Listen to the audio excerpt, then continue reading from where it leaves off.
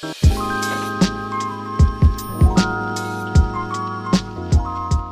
up mga brothers? So ito na nga, nagbabalik muli ako. This is me, Brother Lino, telling you about my journey about car rental business, no, which is sinistart ko noong December 2025. And today, ang share ko sa inyo ay magkano nga ba ang kinita ko sa car rental business na inumpisahan ko last week. So if tingin nyo may value tong video na to, at bago ko sa inyo sabihin kung magkano yung kinita ko, please, I invite you to like and subscribe to my YouTube channel just so mabless nyo naman ako with your support regarding this, no, na sa pagbibigay ko ng tips and documentation about my journey, how I start my car rental business. So today, i-share ko din sa inyo yung mga lessons and tips na natutunan ko sa pag-umpisa ng car rental business just so makapagbigay din naman ako ng value sa inyo.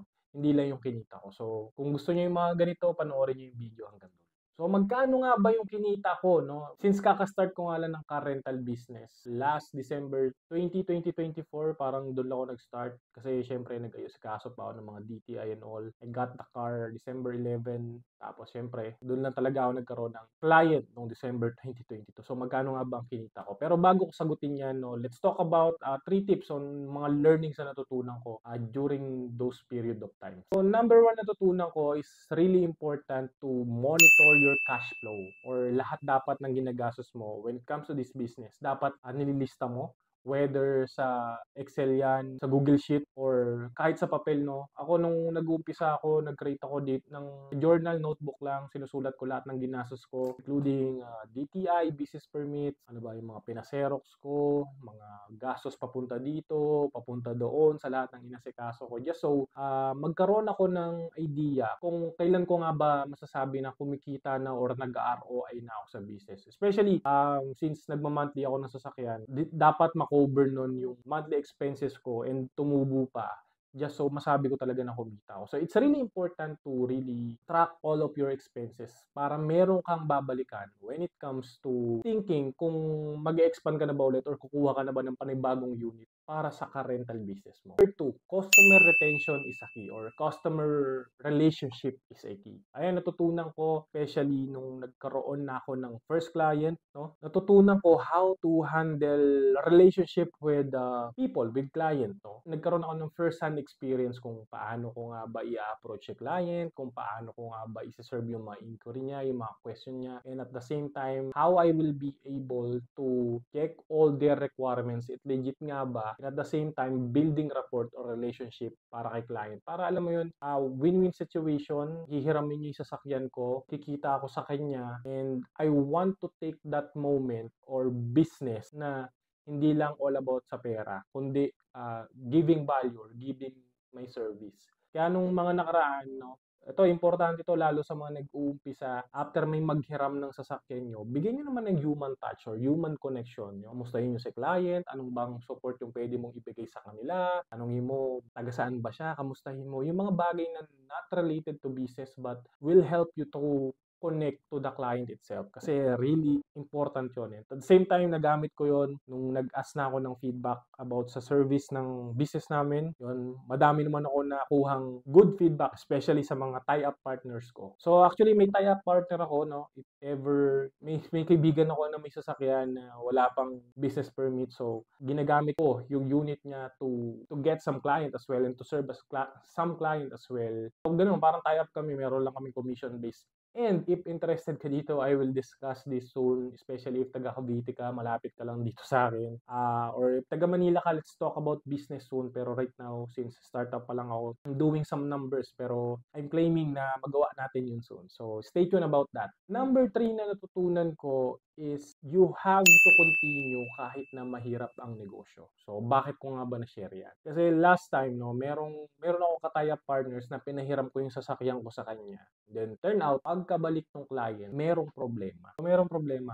Pagkabalik ng client, since bago pa lang yung Honda City na kinuha ko, all good sa mga monitor ko naman lahat and all. Pero siguro before New Year, before December 31, nagkaroon ng problem and after December 3 ko na lang nalaman na meron ng problema. Which is nagkaroon ng problema sa side mirror. So we have this foreign client na ginamit yung sasakyan. Tapos nabangga niya yung kotse.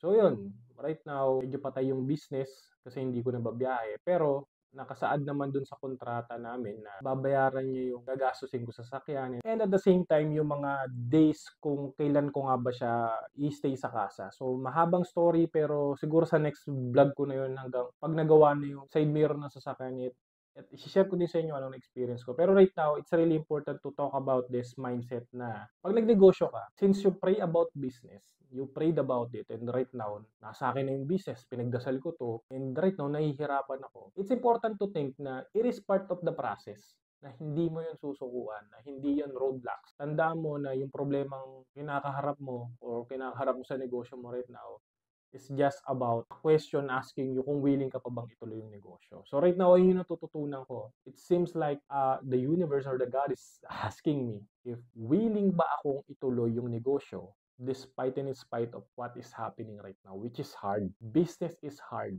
Pero lahat naman ng bagay mahirap eh. Pero ayokong danasin yung hirap na wala akong negosyo, nung walang extra cash flow, no? So, ayun yung parang biggest learning ko this month or sa startup business na to. Imagine mo, ang gusto ko lang naman is to serve clients, kumita ng pera, no? Sana smooth sailing lang. Pero wala eh. May mga bagay talaga na out of control natin. Gaya niyan, yung biglaang ganyan na may kailangan akong pagawa, no? So, it's really important talaga na maging ganun yung mindset natin. Magkaroon tayo ng growth mindset when it comes to handling that kind of scenario.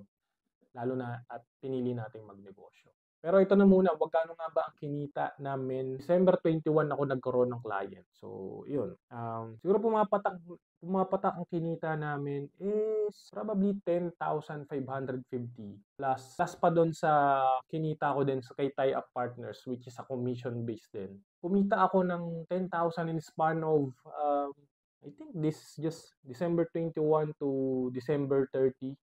So, I think that's not bad na rin, no? Not bad na din. Kung isipin mo, since parang I was able to get such amount of money without doing anything, di ba?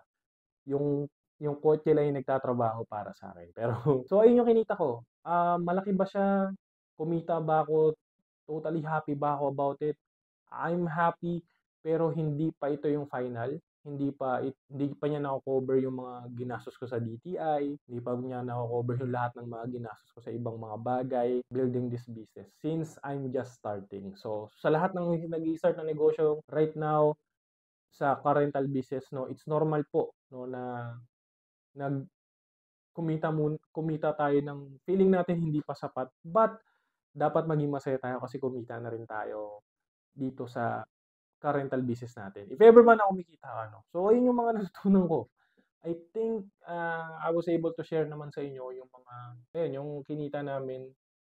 I'm happy about it, especially since pandagdag din yon sa pambayad ng sasakyan, and I believe and I'm claiming na mas kikita pa ulit yung sasakyan kapag gumagana na ulit siya. I mean, pag nakakabiyahe na ulit siya. And syempre, papaguha ko pa yung side mirror.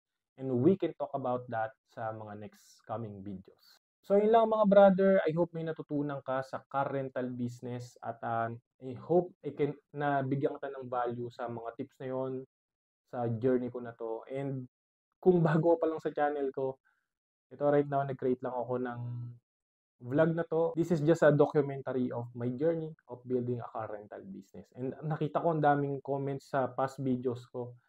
So, kung may question ka, comment mo naman sa baba.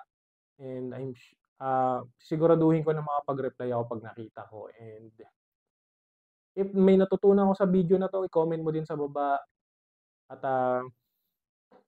ayun, pag-usapan natin. So, ayun lang. Next week gagawa ulit ako ng vlog kapag nagawa na yung side mirror, and tingnan nyo na lang anong mangyayari sa journey na to. So, yun lang. Thank you for staying and being with me on this journey, mga brother. So, yun lang. God bless you. Sana may natutunan ka.